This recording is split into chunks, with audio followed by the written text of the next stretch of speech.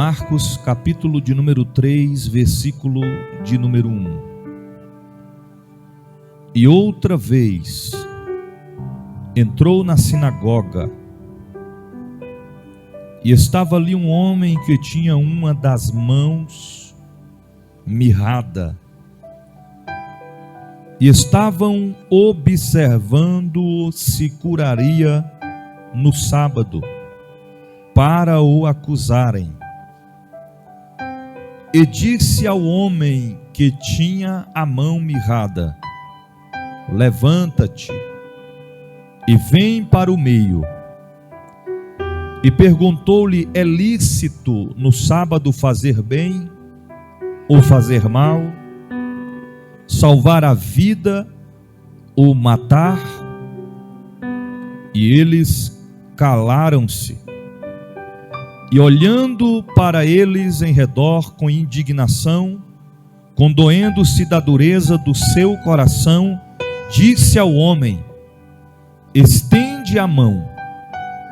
E ele a estendeu, e foi-lhe restituída a mão sã como a outra. E tendo saído os fariseus, tomaram logo conselho com os herodianos contra ele, e procurando ver como o matariam. E retirou-se Jesus com seus discípulos para o mar, e seguia uma grande multidão da Galileia e da Judeia. Amém? Podeis assentar? Meus irmãos, a mensagem que Deus colocou no meu coração para esta noite é algo muito, mas muito simples, mas requer de nós atenção para compreender com propriedade aquilo que Deus reservou para falar aos nossos corações nesta noite. O texto está afirmando que Jesus entrou outra vez na sinagoga. Se Jesus entrou outra vez, significa que anteriormente ele já tinha entrado. Em outras palavras, não era a primeira vez que Jesus havia entrado em uma sinagoga. Mas quando Jesus ali entra, não era um dia qualquer, não era um dia no meio da semana, mas era um dia de sábado. O texto faz questão de frisar que era sábado. Pelo fato de ser sábado, os fariseus que ali estavam de notório atentos, observando a Jesus, para ver se Jesus operaria algum milagre, para que eles pudessem o acusar a Jesus.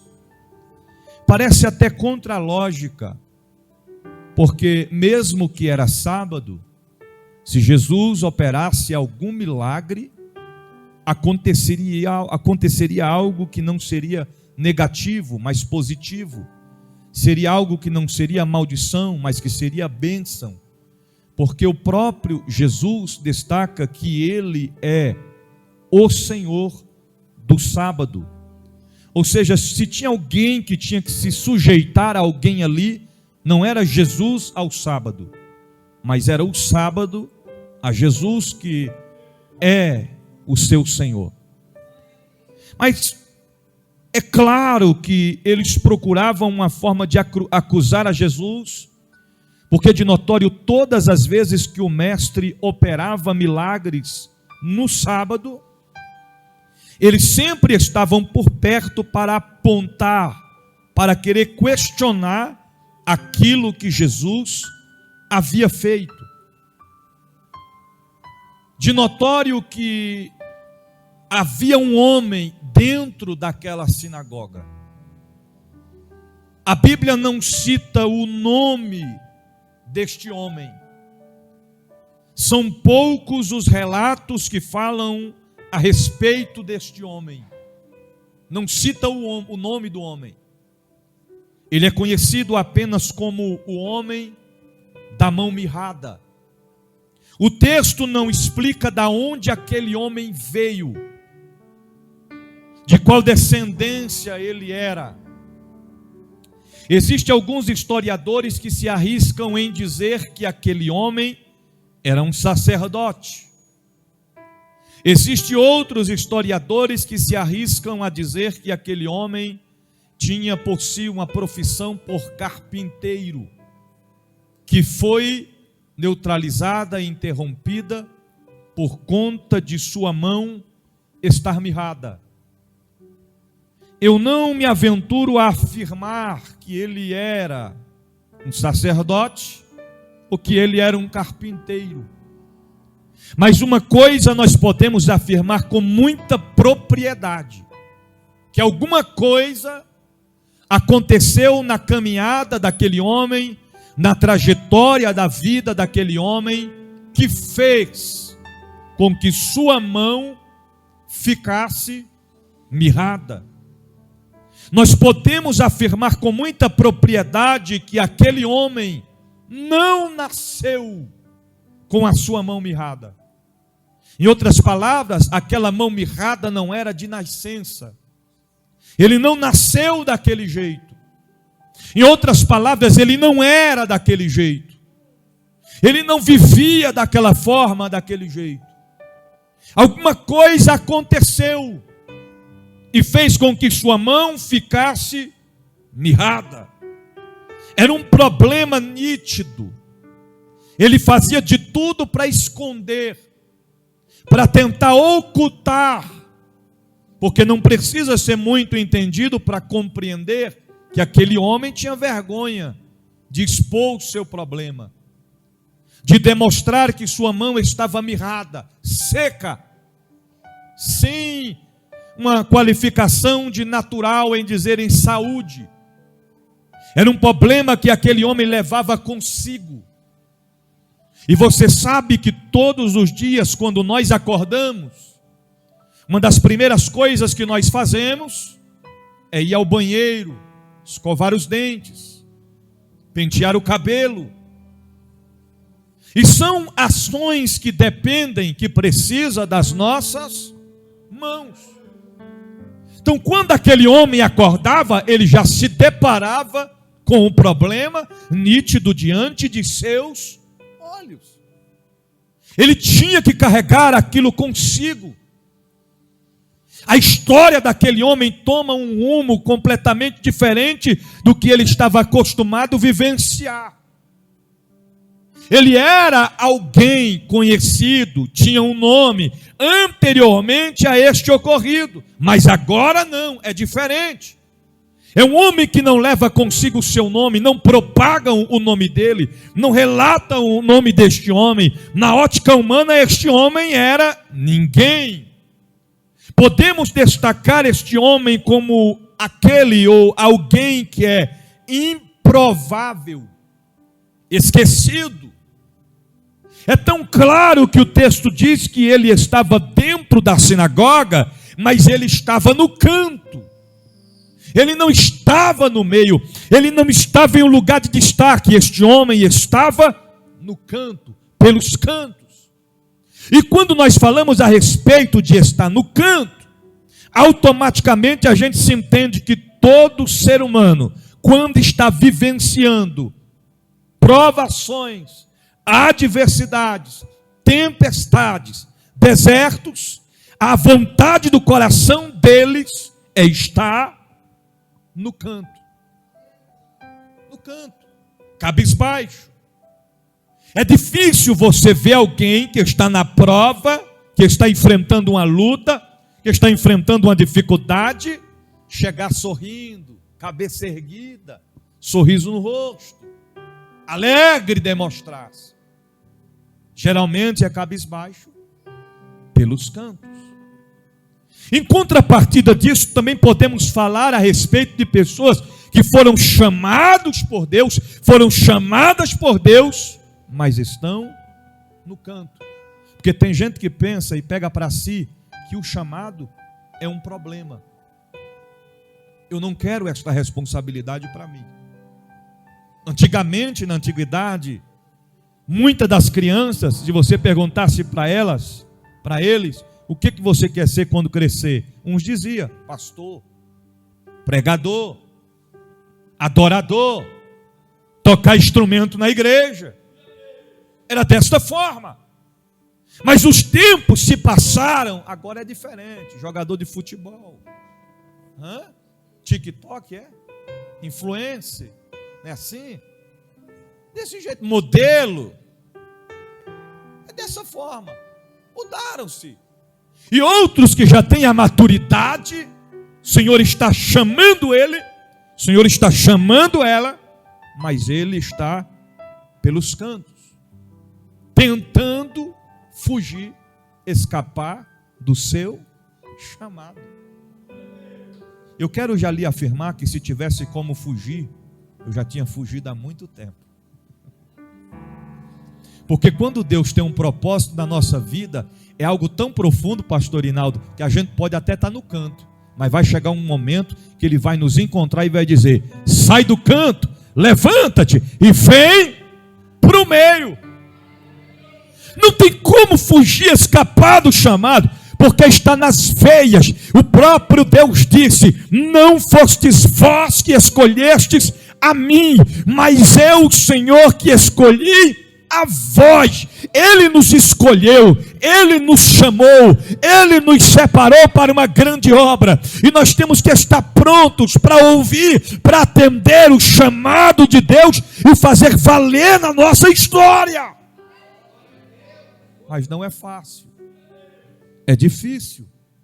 Servir a Deus é um dos maiores desafios que um homem e uma mulher pode enfrentar. Então aquele homem estava no canto, não era para pouco. Ele não vivia uma vida completa, de contínua, daquele jeito. Ele passou a viver aquilo depois do ocorrido em sua história. Aconteceu, ele entrou na sinagoga, mas ele ficou no canto. E na ótica humana, ninguém dava a mínima para ele, ninguém olhava para ele, ninguém se importava com ele. Só que alguém estava dentro da sinagoga também. Quem era este? Jesus. E eu quero afirmar que Jesus não estava no canto, Jesus estava no meio. Jesus é acostumado a andar sempre no meio. Já ouviu falar Pai, Filho, Espírito Santo? O Pai está de um lado, o Filho está no meio e o Espírito do outro. Quem está no meio? O Filho. Quem é o Filho? Jesus. Quando Jesus foi crucificado no madeiro, havia 3 cruzes ali. Um ladrão estava à sua esquerda, o outro à sua direita. Jesus estava no meio. Então quando Jesus chega, Ele está no meio, e a vontade de Deus é que aonde Ele estiver, nós estejamos também.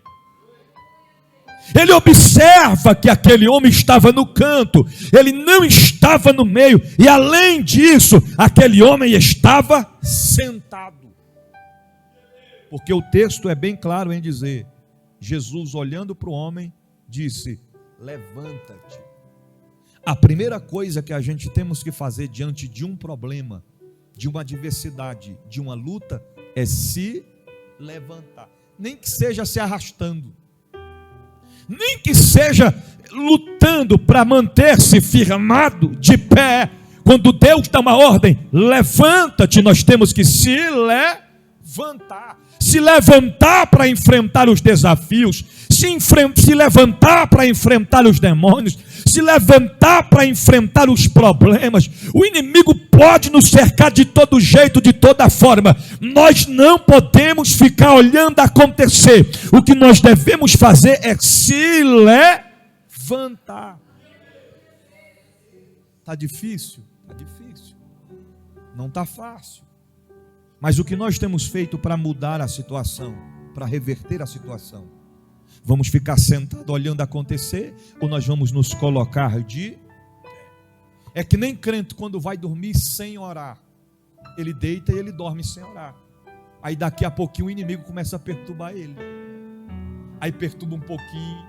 Aí ele vira para um lado, ela vira para um lado. Não, hoje não vou orar. Aí vai aumentando o nível, o inimigo vai perturbando mais. Aí quando pega no sono, vem um pesadelo. Aí daqui a pouquinho já leva aquele susto. Aí Jeová fica só olhando e dizendo: não vai levantar, não. Aí o Senhor permite, Aí o inimigo vai lá e pega ele pelo pescoço e começa a sufocar. O que acontece nessa hora? Aí o crente dá um pulo da cama, se levanta e começa a orar e repreender aquele mal. Por quê? Porque o inimigo bateu de frente e o crente se levantou para enfrentar a adversidade, o adversário, e ter vitória sobre ele. Então a primeira ordem que o Senhor disse para o homem foi: levanta-te. Ele se levantou, mas não bastava apenas se levantar, ele tinha que ir para o meio. Vem para o meio. O homem foi para o meio. Enquanto o homem se aproxima do meio, questionamentos estavam acontecendo. Que questionamentos eram estes? Ele vai curar no dia de sábado? O que ele vai fazer no dia de sábado? Por que é que ele chamou este homem para o meio? Eles não estavam satisfeitos em ver que o homem estava no meio. Diga para esse irmão, para essa irmã que está perto de você, diga: o inimigo não fica satisfeito quando você está no meio. Se tem alguém, irmão, que se alegra e quer nos ver no canto, é o inimigo de nossas almas. Cabisbaixo, entristecido, decepcionados, frustrados, angustiados, abatidos. Isso alegra o coração do inimigo. Mas a vontade de Deus é que nós estejamos no meio. No meio. Naquele momento, o Senhor mandou que o homem estendesse a sua mão. E quando o homem estende a mão, a Bíblia diz assim: e ele estendeu, e foi-lhe restituída a mão sã como a outra. Olha a clareza do texto. Está dizendo que a mão foi Irmão, restituir é restaurar. Aqui está a prova de que aquele homem não nasceu com a sua mão mirrada, mas o Senhor chegou ali para restaurar, e ele restaurou. A mão daquele homem ficou sã, como a outra mão estava. Em outras palavras, o Senhor trouxe aquilo que estava fora do lugar para os seus devidos lugares. Eu quero concluir a mensagem desta noite dizendo para você: não importa o que está acontecendo, não importa o que aconteceu, não importa o que disseram, Deus marcou esta noite para te dizer que hoje, não amanhã, mas hoje, Ele está restaurando tudo aquilo que estava imperfeito. Ele está trazendo para o lugar tudo aquilo que estava fora do lugar. Ele está trazendo para o meio tudo aquilo que estava de canto. O Deus da Bíblia marcou esta noite para te dizer: é tempo de restauração. Você vai voltar a pregar, sim. Vai sair do canto, vai vir para o meio. Vai voltar a louvar, sim. Vai sair do canto, vai vir para o meio. Vai voltar a profetizar, sim. Vai sair do canto, vai vir para o meio. Vai voltar a adorar, sim. Vai sair do canto, vai voltar para o meio. Por quê? Porque a vontade de Deus é que eu, você, nós estejamos no meio, no centro da vontade e da direção de Deus. Quem está entendendo, adore a Ele nesta noite.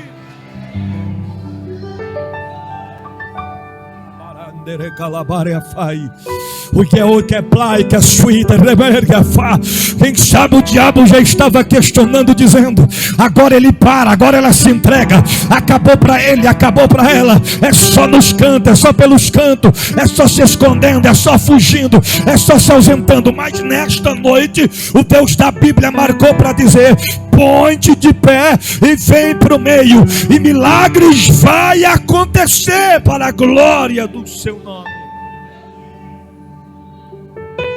Milagres só vão acontecer quando nós tomarmos uma atitude de se levantar e de ir para o meio, para vivenciar a vontade do Senhor Jesus nas nossas vidas. Se coloque de pé.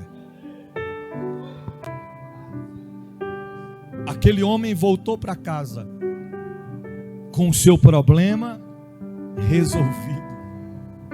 Aquele homem voltou para casa com sua mão restaurada. Eu quero profetizar nessa noite que nós vamos voltar para casa com problemas resolvidos. Nós vamos voltar para casa com problemas solucionados. Nós vamos voltar para casa com restauração, reconciliação. Nós vamos voltar para casa não de mãos vazias, mas nós vamos voltar para casa com a bênção de Deus na nossa vida, na nossa história, porque Deus marcou o encontro nessa noite para nos dar a vitória, para a glória do seu santo nome. Então não aceite, querida, esta tristeza tentar te sufocar.